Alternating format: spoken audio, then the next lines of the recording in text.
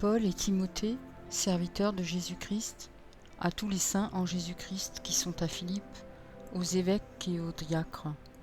Que la grâce et la paix vous soient données de la part de Dieu notre Père et du Seigneur Jésus-Christ.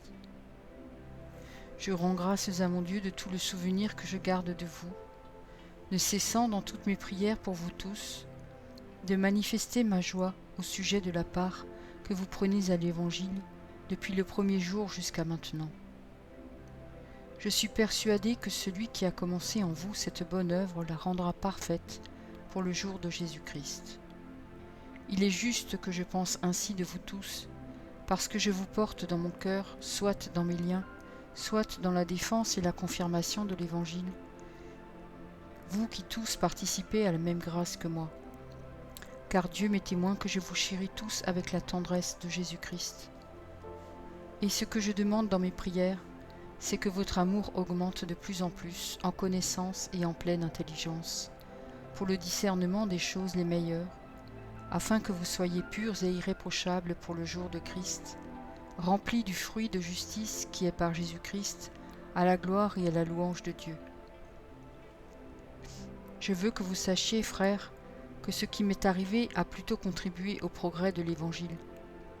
En effet, dans tout le prétoire et partout ailleurs, nul n'ignore que c'est pour Christ que je suis dans les liens, et la plupart des frères dans le Seigneur, encouragés par mes liens, ont plus d'assurance pour annoncer sans crainte la parole.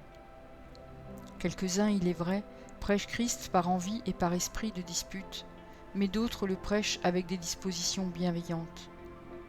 Ceux-ci agissent par amour, sachant que je suis établi pour la défense de l'Évangile, tandis que ceux-là, aimés d'un esprit de dispute, annoncent Christ par des motifs qui ne sont pas purs et avec la pensée de me susciter quelque tribulation dans mes liens. Qu'importe.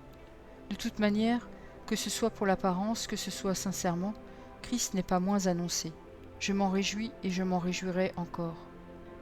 Car je sais que cela tournera à mon salut, grâce à vos prières et à l'assistance de l'Esprit de Jésus-Christ, selon ma ferme attente et mon espérance, que je n'aurai honte de rien, mais que maintenant comme toujours, Christ sera glorifié dans mon corps avec une pleine assurance, soit par ma vie, soit par ma mort. Car Christ est ma vie, et la mort m'est un gain. Mais s'il est utile pour mon œuvre que je vive dans la chair, je ne saurais dire ce que je dois préférer. Je suis pressé des deux côtés. J'ai le désir de m'en aller et d'être avec Christ, ce qui de beaucoup est le meilleur. Mais à cause de vous, il est plus nécessaire que je demeure dans la chair. Et je suis persuadé, je sais que je demeurerai et que je resterai avec vous tous, pour votre avancement et pour votre joie dans la foi, afin que par mon retour auprès de vous, vous ayez en moi un abondant sujet de vous glorifier en Jésus-Christ. Seulement, conduisez-vous d'une manière digne de l'Évangile de Christ, afin que soit que je vienne vous voir, soit que je reste absent, j'entende dire de vous que vous demeurez ferme dans un même esprit, combattant d'une même âme pour la foi de l'Évangile, sans vous laisser aucunement effrayer par les adversaires, ce qui est pour eux une preuve de perdition, mais pour vous de salut. Et cela de la part de Dieu, car il vous a été fait la grâce, par rapport à Christ, non seulement de croire en lui, mais encore de souffrir pour lui, en soutenant le même combat que vous m'avez vu soutenir et que vous apprenez maintenant que je soutiens.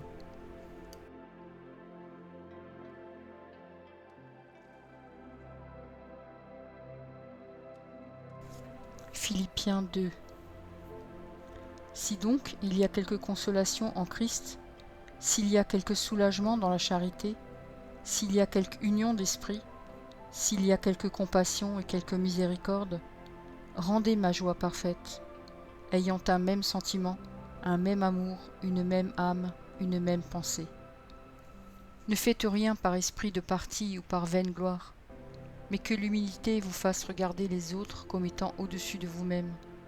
Que chacun de vous, au lieu de considérer ses propres intérêts, considère aussi ceux des autres. Ayez en vous les sentiments qui étaient en Jésus-Christ, lequel, existant en forme de Dieu, n'a point regardé comme une proie à arracher d'être égal avec Dieu, mais s'est dépouillé lui-même, en prenant une forme de serviteur, en devenant semblable aux hommes. Et ayant paru comme un simple homme, il s'est humilié lui-même, se rendant obéissant jusqu'à la mort, même jusqu'à la mort de la croix. C'est pourquoi aussi Dieu l'a souverainement élevé et lui a donné le nom qui est au-dessus de tout nom, afin qu'au nom de Jésus tout genou fléchisse dans les cieux, sur la terre et sous la terre, et que toute langue confesse que Jésus-Christ est Seigneur, à la gloire de Dieu le Père. Ainsi, mes bien-aimés, comme vous avez toujours obéi, travaillez à votre salut avec crainte et tremblement, non seulement comme à ma présence, mais bien plus encore maintenant que je suis absent. Car c'est Dieu qui produit en vous le vouloir et le faire selon son bon vouloir. Faites toutes choses sans murmure ni hésitation, afin que vous soyez irréprochables et purs, des enfants de Dieu irrépréhensibles au milieu d'une génération perverse et corrompue, parmi laquelle vous brillez comme des flambeaux dans le monde, portant la parole de vie, et je pourrai me glorifier au jour de Christ de n'avoir pas couru en vain ni travaillé en vain. Et même si je sers de libation pour le sacrifice et pour le service de votre foi, je m'en réjouis, et je me réjouis avec vous tous. Vous aussi, réjouissez-vous de même, et réjouissez-vous avec moi. J'espère dans le Seigneur Jésus vous envoyer bientôt Timothée, afin d'être encouragé moi-même en apprenant ce qui vous concerne. Car je n'ai personne ici qui partage mes sentiments, pour prendre sincèrement à cœur votre situation. Tous, en effet, cherchent leurs propres intérêts, et non ceux de Jésus-Christ. Vous savez qu'il a été mis à l'épreuve, en se consacrant au service de l'Évangile avec moi, comme un enfant avec son père. J'espère donc vous l'envoyer dès que j'apercevrai l'issue de l'état où je suis. Et j'ai cette confiance dans le Seigneur que moi-même aussi j'irai bientôt. J'ai estimé nécessaire de vous envoyer mon frère Épaphrodite, mon compagnon d'œuvre et de combat, par qui vous m'avez fait parvenir de quoi pourvoir à mes besoins. Car il désirait vous voir tous, et il était fort en peine de ce que vous aviez appris sa maladie. Il a été malade en effet, et tout près de la mort. Mais Dieu a eu pitié de lui, et non seulement de lui, mais aussi de moi, afin que je n'eusse pas tristesse sur tristesse. Je l'ai donc envoyé avec d'autant plus d'empressement, afin que vous vous réjouissiez de le revoir, et que je sois moi-même moins triste. Recevez-le donc dans le Seigneur avec une joie entière, et honorez de tels hommes. Car c'est pour l'œuvre de Christ qu'il a été près de la mort, ayant exposé sa vie afin de suppléer à votre absence dans le service que vous me rendiez.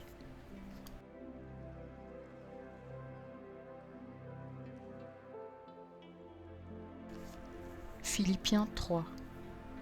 Au reste, mes frères, réjouissez-vous dans le Seigneur. Je ne me lasse point de vous écrire les mêmes choses, et pour vous cela est salutaire. Prenez garde aux chiens, prenez garde aux mauvais ouvriers, prenez garde aux faux circoncis.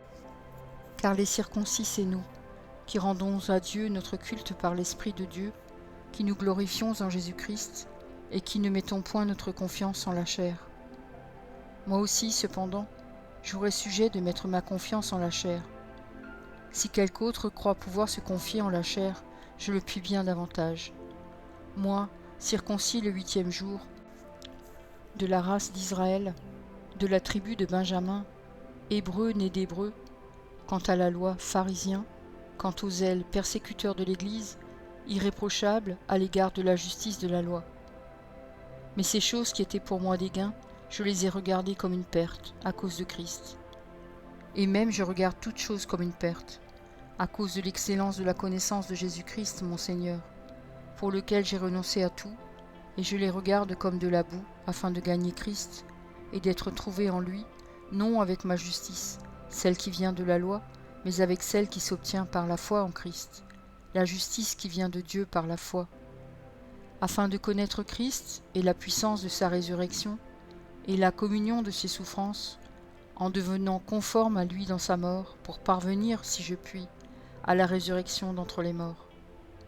Ce n'est pas que j'ai déjà remporté le prix, ou que j'ai déjà atteint la perfection, mais je cours pour tâcher de le saisir, puisque moi aussi j'ai été saisi par Jésus-Christ. Frères, je ne pense pas l'avoir saisi, mais je fais une chose, oubliant ce qui est en arrière et me portant vers ce qui est en avant, je cours vers le but, pour remporter le prix de la vocation céleste de Dieu en Jésus-Christ. Nous tous donc qui sommes parfaits, ayons cette même pensée, et si vous êtes en quelque point d'un autre avis, Dieu vous éclairera aussi là-dessus. Seulement, au point où nous sommes parvenus, marchons d'un même pas. Soyez tous mes imitateurs, frères, et portez les regards sur ceux qui marchent selon le modèle que vous avez en nous. Car il en est plusieurs qui marchent en ennemis de la croix de Christ. Je vous en ai souvent parlé, et j'en parle maintenant encore en pleurant. Leur fin sera la perdition. Ils ont pour Dieu leur ventre, ils mettent leur gloire dans ce qui fait honte, ils ne pensent qu'aux choses de la terre. Mais notre cité à nous est dans les cieux, d'où nous attendons aussi comme Sauveur le Seigneur Jésus-Christ, qui transformera le corps de notre humiliation en le rendant semblable au corps de sa gloire, par le pouvoir qu'il a de s'assujettir toutes choses.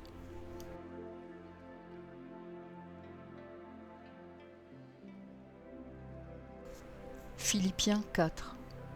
C'est pourquoi, mes bien-aimés et très chers frères, vous qui êtes ma joie et ma couronne, demeurez ainsi fermes dans le Seigneur, mes bien-aimés. J'exhorte Évodie et j'exhorte Syntyche à être d'un même sentiment dans le Seigneur.